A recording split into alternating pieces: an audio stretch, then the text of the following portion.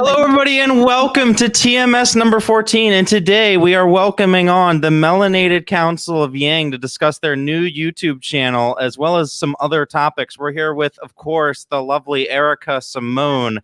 In the bottom left corner, we have Ronnie. And then in the bottom right corner, we have Jeannie Shinobi. How are you guys doing tonight? Pretty good. Excited for the new channel. First of all, for those maybe who aren't familiar, what exactly is the Melanated Council of Yang, and how did the group get started? Go ahead, Ronald. Who wants to answer that? Okay, so the Melanated Council of Yang, it was basically a group of like-minded Black folks that were like, okay, we got a candidate that's speaking issues relating to us, and so we wanted to share his message all across all of our different various communities, and we wanted to put Andrew's policies in conjunction with what's happening in the African American community. Due to the fact for so many years, a lot of presidential candidates, they promised this, that, and the third, but never delivered. And a lot of their policies were super vague and not really concise to our communities.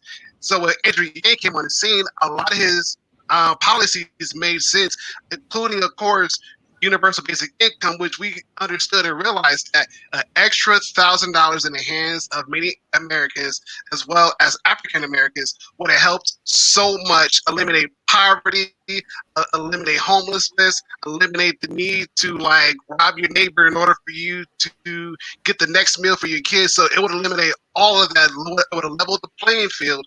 And so we felt like a need, like a really urgent need to get his message shared and across as many people as possible. And I think also too, we kind of bonded through the Yang campaign experience. And, you know, obviously being people of color, we are very passionate about these issues. And a lot of people might know about the Crenshaw Town Hall that we were actually working on. So we had reached out to the campaign, and Andrew was super excited to have a town hall that specifically addresses issues that are impacting the Black community. And so collectively as a group, we were working on that. And then Andrew suspended, so we weren't able to actually execute it. So we've been friends for like a minute. And, you know, it's been a really cool journey, and I think we felt that it was time to create a platform where we can speak to the injustices that are taking place, find meaningful connections to how Andrew Yang's policies can uplift communities of color, and just have more voices speaking about Andrew Yang. And so that's why we're excited to do it. And we hope everyone can join us every Tuesday. Subscribe to the channel. Matt was so gracious to put in his description. And yeah, that's what we're doing. Yeah, so for those who didn't hear, there's going to be a live stream with the Melanated Council of Yang. It's going to be their first video in approximately 47 minutes. So right after this live stream's over, you're going to want to hop over to that. What is going to be the first topic of your first live stream? So today we're gonna actually talk, you guys all pause. So today we're gonna talk about the issues that just happened this weekend, obviously. And we're gonna discuss it a little bit with you as well. And we're gonna talk about the Biden comments, which is really important, and kind of introduce ourselves, what our whole show, our channel is all about. And then next week, I'm so excited, Jermaine Johnson's gonna come on, and we're gonna talk about why it's important to support candidates of color. He's going to speak about his experience. We're going to try to help raise him money for his campaign, and then talk about how UBI can uplift communities of color. Jeannie, we haven't heard you talk yet. You have a lot of fans in the chat. Apparently, I keep seeing them.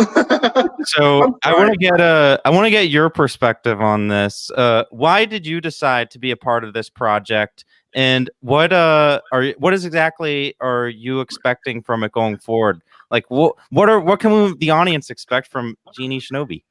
The Melanated Council of Yang is definitely a cool group of like-minded individuals of color in the Yang gang. Yang has handled color in such a nuanced way. He doesn't pander to us. Oh my gosh, black people, I love you so much. Like, how the other candidates do. But he handles it in a way to actually bring forth solutions. It's in his main plan. Universal health care, universal basic income, democracy reform helps us in such a huge way that it's really hard not to love him as a Black American. But what can we expect from the Melanated Council of Yang? A group of very different individuals, Yes. goofing off most of the time. A lot of jokes, a lot of serious. And I think I love that you said that. I love that you said that, Jeannie, because I think it's important to break Black stereotypes, and we all bring a different perspective. We have a different life experience. And I think that's what's going to make this channel so fresh and so fun. And I think it's going to help, and inspire other people and educate other people. I think sometimes people are afraid to talk about race, and I think this also gives a platform to do that. Matt, you're going to come on the channel, so oh, that's news to me, but okay. There you go. Matt knows I have a crush on him. I told him today. I love Matt, and it's in a friendly way. I'm just kidding when I say that, but no, yeah. So we're excited to do it, and it's going to be awesome. Yeah, I'm looking forward to it. You got silent when I said that. When I was just joking with you, I love that you got quiet though. Gosh, and this is why we do live streams, folks. You can't cut out these types of moments. There you go. Man. I want to talk about something that happened that came out today. That honestly, when I first saw it, I couldn't even watch like past 5 seconds of the video because it was just like so terrible to watch. It was the I'm calling it the murder of George Floyd. What was your guys' reaction as from your perspective on the Melanated Council of Yang? How did you see this issue, and like what was your initial reaction? And then I want to move kind of broader. What is something that we can do as the Andrew Yang community, the Yang Gang, to try to put like a stop to all of this these instances of like racial injustice? Yeah. Ronald or Jeannie, want to go for it? The truth is, there's one quote from Pete Buttigieg that really stuck out to me over this past cycle. I know he's like the weirdest person to go to when talking about police brutality, but he has this quote, and he said this during a debate. Leadership is about how you make people want to act. And when you have a group of people around and no one speaks about his actions, and you see these constant hints, I'm sure this isn't the first time he's treated someone like this. This has to be like the 20th, 30th, and it just happened to go too far and get recorded this time. When you're around a group of people and they do not speak up about it, that's when things like this happen. We need to break the culture of this type of violence. Absolutely. I was pissed. Agreed. I was pissed when I saw that. I was livid. It is unacceptable, and it cannot be the norm. And it is important that not only do we speak out about it, but it's time for our government, our elected officials, people in power to do something about it. We keep seeing this every single day now, and it's becoming the norm, and it should never be the norm. And I was personally outraged. And Matt, I actually like the fact that you were bothered by that too, because it can't just be like a group of people bothered. I felt like there was a lot of people livid with this happening, and that was so nice to see. And to go to Jeannie to kind of elaborate a little bit, I also think it starts with education. I think we have to start educating people about tolerance, social justice. We have to get education right, or this is going to continue to happen, and it's unacceptable. Absolutely. And I'm adding my 2 cents to the mix, because I think that what happens is once people put on a title, it grants them almost immunity to the law, meaning that they can live above the law without having a law applied to them. And I think that it has to stop, because, again, like Aarika said, when we put the education out there, the governments and the people involved, they have to push it. They have to emphasize on it. that, hey, there's some things you can do, there's some things you cannot do. And that video was one of the things that you cannot do. The man is basically pleading, I can't breathe. Once somebody says they cannot breathe, I don't care if you have on a badge, a uniform, whatever the case may be. When someone says, I cannot breathe, get off, I cannot breathe, you have bystanders saying, hey, he can't breathe. Hey, he has blood coming out of his nose. Hey, that's not right. Then at that point in time, that's when your badge, your uniform, all that becomes irrelevant. Now you are looked upon as a murderer, hands down. And I don't care if anybody gets mad at me. I don't care if anybody follows me or not. That's not the case, because when I posted and I shared, I said, when does the line cross when humanity does not matter, regardless of what your skin color is? Because I'm pretty sure that anybody else in that same predicament that did the same exact thing, oh yeah, it would have been terminated. No, they would have been tried. They would have had gone to jail. They would have been doing some kind of record time, because murder is murder flat out, irregardless of what the circumstances must be. Exactly. And firing them wasn't justice.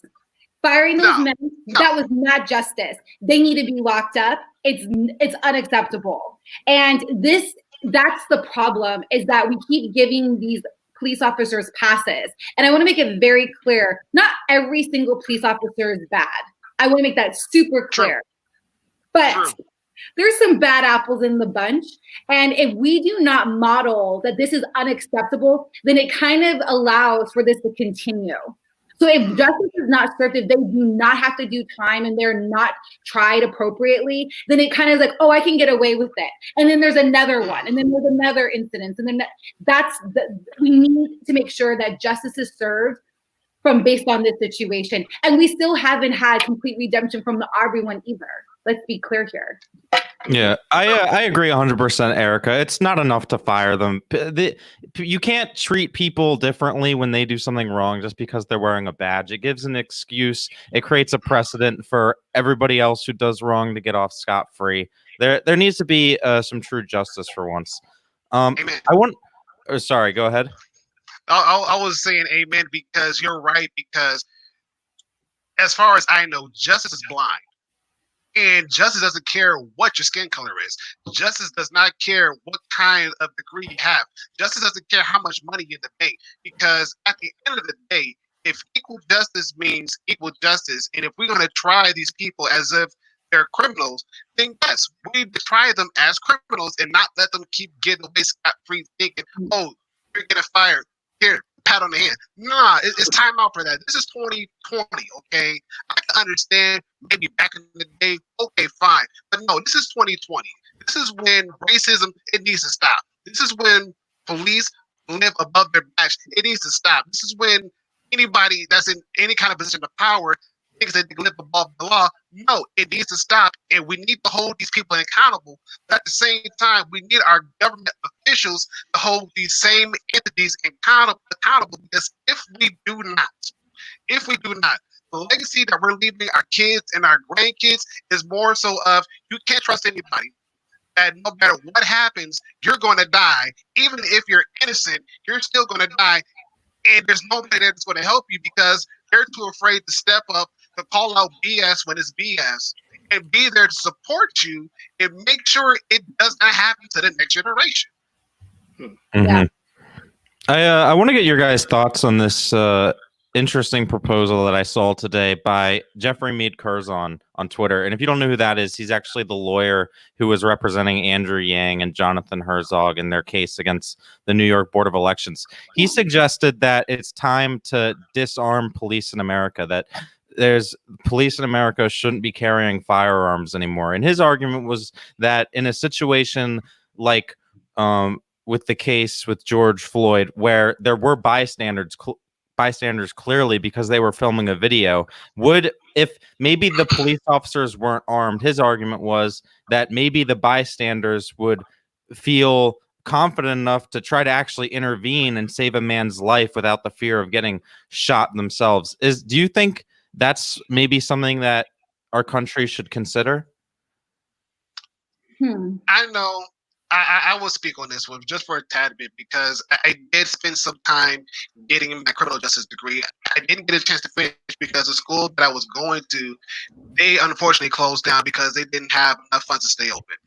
The one thing that my instructor, he was a retired detective, he said this, that there's a level that each officer is required to follow when it comes to arresting individuals. It is basically called the law of force. And basically what he said was this, that depending on the nature of what's going on, there's certain thresholds that needs to be met in order for you to exceed to the next one. Irregardless if we disarm him, let's just say that we remove his gun. Okay. Clearly, you saw he was able to use his knee. If you think about it like that, that could be a dangerous weapon itself. He could have like choked him out with his arm. Now it's like, okay, we disarmed him, but yeah, he's still able to do physical harm. So what now? Again, it goes back to education.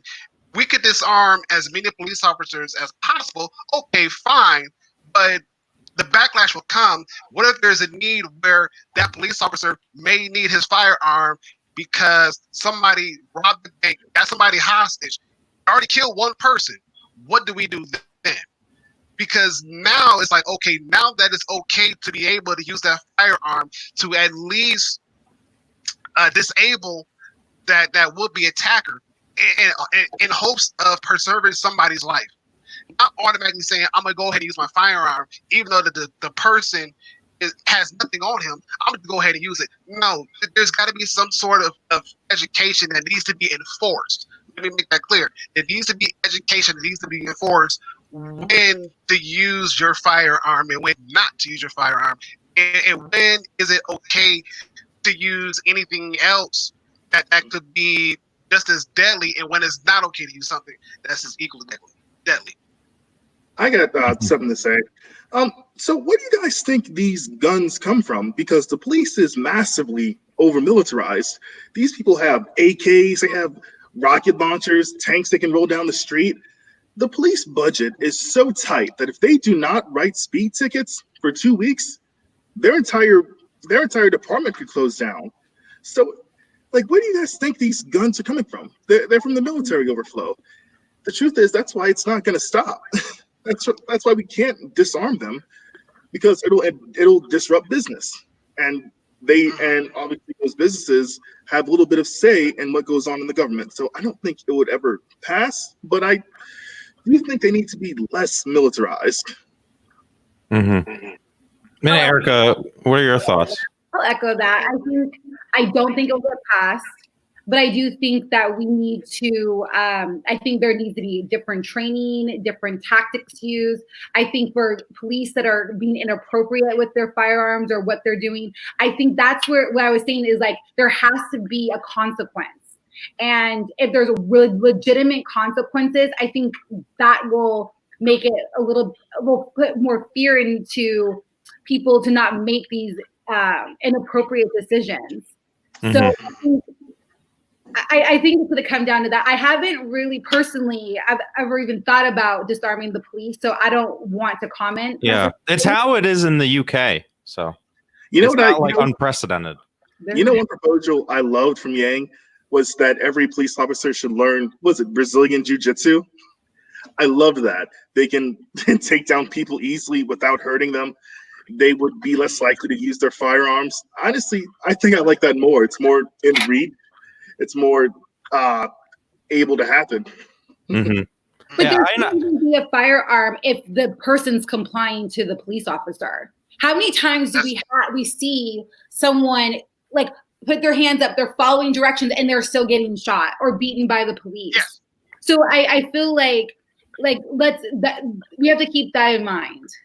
Yes, that's true. That's true, because I know a few years ago there was a video clip of, clearly it shows police officer.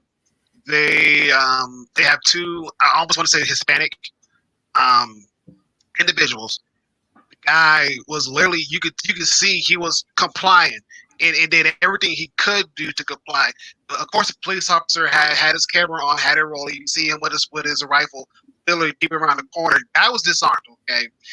And he was following the commands, follow commands, and there was one command he did not follow. Officer said, "If you don't follow these commands, I will shoot."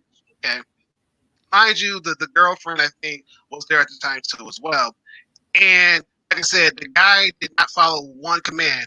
Automatically, he's done. He got lit up in the hallway. The girl is crying her eyes out and whatnot. And of course, and with the trial, the attorney at the time asked the officer, said, "Are you able to do the same exact thing that was shown in the camera?" And the guy said, "Yeah, sure, no big deal." He kind of joked about it. He said, "I don't know why you think it's funny because we're going to try it right now." Okay, mind you, I think he had the weapon too as well, in custody as well. So of course he did it and everything else. And at the end of the rendition, the attorney said, "Clearly, you couldn't do the same exact thing this gentleman did, and yet you robbed him for his life. What should happen to you then?" And immediately, that's when you kind of look at it like, okay, there has to be some kind of consequence, like Aarika was saying.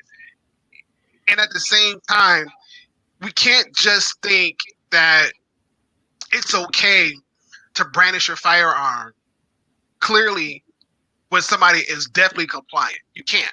I think you should use the lesser of me. I think something that is really important to note, that Black parents, especially if they have young Black boys, they raise their kids to follow the rules. They raise their kids like to say, if you get pulled over, this is what you have to do. It's a part of the Black child rearing experience, you know? And so it's not like these like Black people or Black boys, or especially Black boys, are not told how to function if they get pulled over. And I think that's the part too that's really disheartening, is that you have the Black families have to raise their kids to protect themselves at times from the police, or how to function if they are pulled over by the police or they're encountering the police, especially in low-income neighborhoods. So I think that's I feel like that's the part that people don't even realize, is that we're rearing our kids to know how to comply to the law, and they're still getting killed. Yeah. And I agree with what Ronnie said in terms of, you know, you could remove the guns, but at the same time, that still doesn't change the fact that you do have people in a position of power that don't belong anywhere near a position of power, and that's a problem in and of itself. Another thing that has happened recently, of course, was Joe Biden got out of his basement last Friday, and it was instantly a disaster. But you should have stayed. I think you're going to be talking a bit about that on your own live stream tonight. So I want to try to move past that. And actually, since you are the Melanated Council of Yang, I want to get your guys' reaction to Andrew Yang's reaction to the Joe Biden comments, that I'm not even going to talk about what they were, because I expect everyone who's watching this to know what I'm talking about. I'll start. Can I say this? But I'm gonna for those that haven't seen them, I'm gonna oh wait, I shared the wrong tab. Gosh. That's us. I'm really bad. Yeah, I'm really bad at No, you're good. Like, I'm bad at screen sharing when I'm on live stream. I always mess up. It makes me upset. Okay, here we go. I have a disclaimer that I want to pitch out, because I'm probably like one of the few who have not seen it just now, but here we go. Oh, okay, so you haven't seen it. I have not. Okay, perfect. We'll play it and get a instantaneous reaction. I just need to remember I need to reshare my screen because I forgot to put the audio. Okay, here we go.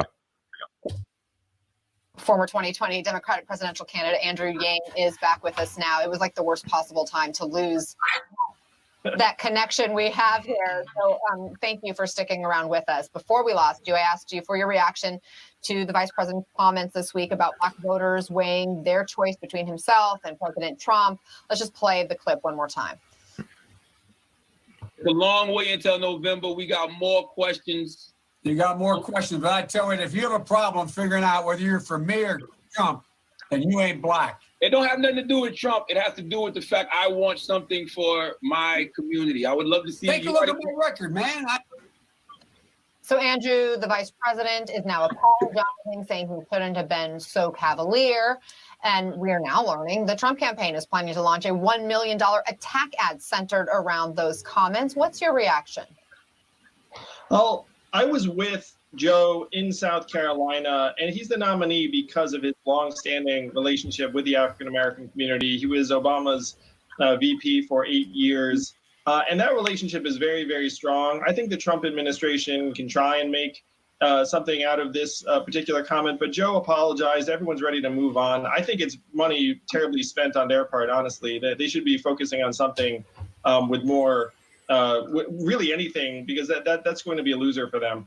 But when you hear him say that, that doesn't give you a little bit of the, why did he go there? No, I think we know that Joe was attempting to be cavalier, as he said, and he apologized for it immediately afterwards. I think everyone's going to forget about this in a day or less. A quick last question for you. We know Biden. That was it. Thoughts? Right. So can I go first? Is that okay? Yes. Yes. So I know Andrew, and I've had conversations with him, so my perspective is going to be a little bit different. I know Andrew is not a confrontational person. He tries to just focus on solutions and things like that. So I think that's important to set up. He is right when he says that Biden feels comfortable with the Black community. I think what it is Biden is not, he has to understand you can't get that comfortable. And I think that was the piece that might have been missing, is Biden was a little too comfortable, because what he said was dead wrong. It was reckless, it was ignorant and unacceptable on every level. I think that Andrew was, I think it's always hard to speak on what someone else says. You know what I mean? Because it's like, I didn't say that. But so he's in a tough situation, but I know he felt it was wrong. And I wish Andrew could have finessed it a little bit better. And yeah. I think that would have been something that I know that I would have appreciated. And I also agree with him though, when he mentioned the Trump thing, that wasting $1 million on an attack ad is just such a waste of money. It's a complete waste of money. And there's other things that money could be used for that's more productive, like our education system, right? So yes, I feel like Andrew could have finessed it a lot better, but I also really believe Andrew is a good person, and I know that I feel like he really does care about the Black community. I feel like he's working on being more comfortable with racial topics. Everyone struggles with speaking about race. It's such a touchy subject, but I think he could have finessed it better. Yeah, I agree with that. He definitely could have finessed it better. And funnily enough about that clip, originally it couldn't have been worse timing for Yang, because originally they asked him and then the interview cut out. And that clip, people were posting it all over Twitter, like the Republicans were running with it, like, look, Yang won't answer the tough questions. But of course, that's the latter half of it. So I think some in the audience hadn't seen it yet. But you're definitely right, Aarika. And the one thing I was going to say, I did actually see the Trump ad that they cut over the comment today. It's pretty brutal. I don't know if you've seen it. They go hard at Biden, but I want to get Ronnie's take in here, since you hadn't even seen the original Biden clip yet. What did you think of Biden's initial comment, and what did you feel? Did you feel that Andrew's response properly was a? Did you think it was a good answer by Yang? It is a tough question, like Aarika said. Yeah, and I'm a little like this. You can't put somebody in a tough and uncomfortable environment and expect them to deliver a perfect answer, because there really isn't a perfect answer that everybody can say, okay, I'm happy with. No, because at the end of the day, you're not going to make everybody happy. And yeah, he probably, like Aarika said, I agree. He could have finessed it just a tad bit better to kind of like take the edge off. But I think that because he's still human and because he's still a man, and for him trying to deal with such a very hot topic button centered around a hot topic situation, given that the environment itself throughout the country is very hot, as in you could say the wrong thing to the wrong person and now you're blasted all over Twitter because you didn't handle it the right way, and because you didn't handle it the right way, I don't like you, and I don't think that you're doing the world's best. Like, no, at the end of the day, the man is human, okay? He is as human as me, as you, as anybody else watching. He is human, and we have to get past the fact. We have to get past the fact that he's not a god. He's not perfect, okay? Remember, he's not perfect. Just like Joe. I mean, Joe is not perfect. He's still a man. At the end of the day, he's still a man. You cut his arm, he's still going to bleed red. It's not going to bleed green or whatever color. No, he's still a man. And so I think that even though, yes, he should still be held accountable, he should still be held accountable for what he said. Yes, I get that. But again, still a man, you guys. You know, he's going to make mistakes. That's like saying that you never said anything that was cringeworthy, that you didn't say anything that somebody had to tap you on your shoulder and say, man, girl, that wasn't right. I think you could have worded that a little bit better. We all had that. And if you haven't had that situation yet, that's because you lived long enough yet. That's my take. To be honest, I didn't like it. I'm gonna be honest. I didn't like it. I'm not gonna kiss his ass. I think Yang. The way I fell in love with Yang was through the Breakfast Club interview. He goes on, with Charlamagne the God and Angela Yee. The Breakfast Club where every candidate goes to pander to black people. He comes up there and he spits facts, statistics. This is how I'm going to solve this problem. This is what's really going on and why you like this. I feel like it feels like it doesn't even sound like Yang a little bit. It feels like I really expected Yang to cut through the problem, tell us about how black people feel like the Democratic Party is taking them for granted because the right wing has gone so right. But to be fair, it's a difficult spot because you don't want to hurt the chance of, any chance of Biden losing. I mean, he's doing that enough on his own. You don't want to hurt that.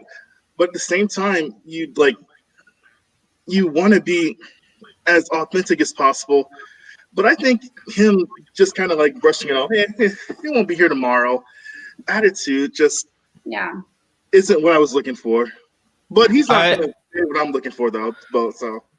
Well, I agree with you, Jeannie. I was disappointed, and part of it is that I do have high expectations for Yang, and I expect him to be able to come up with a better response than kind of saying that, it's not really a big deal. I do think maybe if the CNN, this person on CNN did frame it in Trump's doing like a $1 million attack ad, so Yang doesn't want to seem like he's suddenly on Trump's team. And I think Ronnie is ultimately right when he says, Andrew's not. He's not, at the end of the day, believe it or not, guys, he's not a god. he's just like everybody else.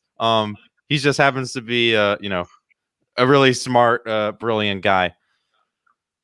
I feel like these home interviews are much different than in person. I feel like if he was in person, he would have said something different. But I guess, being in the comfort of your house, you're a little bit more, lackadaisical, and that might have contributed to it. Mm-hmm. Yeah, and again, just so I kind of could get some content, some extra content.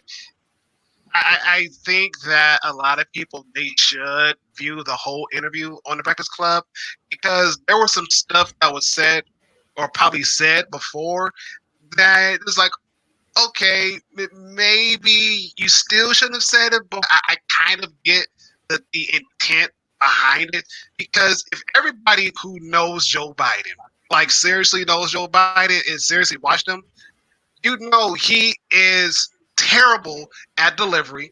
He's terrible at making funny jokes. Funny. It's in his blood. He's not good at it. He's not. And this is one of those instances where it shows up. And at the end of the day, again, you guys, he's only human. He's only a man. What more can you expect out of him? What pisses me off about Joe Biden's reckless comments is that all Charlemagne was saying, like, hey, there's time to come back. Like, can you come back to the show so we can ask a few more questions? And it was like, how dare you? Like, wait, what do you mean I need to come back and ask questions, answer questions? It's like, are you serious, like, right now? Like, that I think that reaction is what set me off. And I really wish that if I were in Andrew's position, I would have probably, Charlemagne, I would have went to that. I would have said, all Charlemagne did was ask for Biden to come back on the show so we can have a more robust, deeper, meaningful conversation. And he could have reacted better because the Black vote matters. The Black vote got him to the nominee spot. Answer the questions, period. And I think that would have been a better answer to that reaction. I feel like Joe Biden should be wanting to be on, the Breakfast Club with anything, because it was the Black vote that got him to where he is right now. Yeah, I agree 100%, Aarika. And I really liked Charlemagne's response where he said that, it's not about Trump. It's about what are you going to do for my community? Because if you get into this situation where, oh, well, I'm better than Trump, so just vote for me, but I'm not going to actually say, these are the things I'm going to do for you. That's not like, so I think Charlemagne handled it very well. But we have to have standards for our elected officials, no matter if they're running for president or if they're running for, the school board. There has to be a level of standards. We have to hold our elected officials accountable. And you know how we do that? Like giving them an interview. I've never been hired for a job without being vetted, without going through the interview process. And that's what this is. He is going to be the president of the United States. He's trying to become the president. The standard is incredibly high, and we need to hold him to that. Whether he's the only person left or not, it's still, you're going to be representing us. So answer the questions. Period. You guys, you have your own live stream in 13 minutes here. I want to make sure I don't cause you guys to miss it. Do we have any final thoughts before everybody watching jumps on over to the Melanated Council of Yang YouTube? Did I say Council of Yang YouTube channel? Link in the description below. Honestly, it's been fun to talk about this with you, Matt, and me and Ronald. And I'm excited about the channel and, to continue these kind of rich and spicy comments. And there's just so everyone knows, there's going to be different people coming in and out of the channel on Tuesday. Yes. It's not going to be the three of us. There's so many amazing people that are in the Yang gang, that are color, that have important voices that are going to be heard. So I think it's important to know. Thank you so much for this interview, Matt. I've been watching your show for, since I got into the Yang gang. It's been amazing. You guys did an amazing job going around place to place. Like, did you guys ever sleep? By the way, I love your mustache. It's so thick. How do you get it like that? But it was my father. He's a very hairy man. No, I appreciate it though, Jeannie. I was telling you before we started, but I've heard like all the people who watch me on a regular basis, they love you. And you can see the love in the chat. So I love you too, chat. There you go. Ronald, I can say that the first time I saw you. Yes, I was going to say that the first time I saw Matt was when he just got done doing the town hall with Andrew Yang, and I think he went to was it McDonald's or Burger King that you went to, and the cashier didn't hear about Andrew Yang, but then again her coworker did. It was like, yeah, I think Andrew Yang is cool. I think you handled that very much. Oh, are you talking about when I met that Trump supporter? Oh, that was awesome! Yes. I think that was the funniest exchange ever because you handled it like a champ, and like at the end of the day, I was like, well, even though I like Trump, I'll go ahead and still check him out anyways. I'm like, that's how you do it, by conversation. There is no beat Brown. Like, look, given the facts, let them do their own research afterwards, and then once they come to their conclusion that Trump is not the guy, get Andrew Yang. That's the guy. He wants to give you $1,000. Boom. Heck yeah, man. That was a great moment because I still remember it. So, And if you guys could be Patreon Yes. to Matt's channel, please do so, because he like provides so much amazing content for the Yang Gang. So I highly recommend everyone becomes a Patreon. And he didn't ask me to say that. I'm just saying that because I think you're dope. And this channel is amazing and it's important, and we should support it to keep it going. thank you, Aarika. I really appreciate it. And I really appreciate Yes. you guys coming on Yes. to kick off your channel here with me on the Zach and Matt Show. Everybody, make sure you guys jump on over 9 minutes till the first inaugural episode from the Melanated Council of Yang. Everybody, take care It's okay. and have a good night. All right, bye. You Thank too. you. Thanks.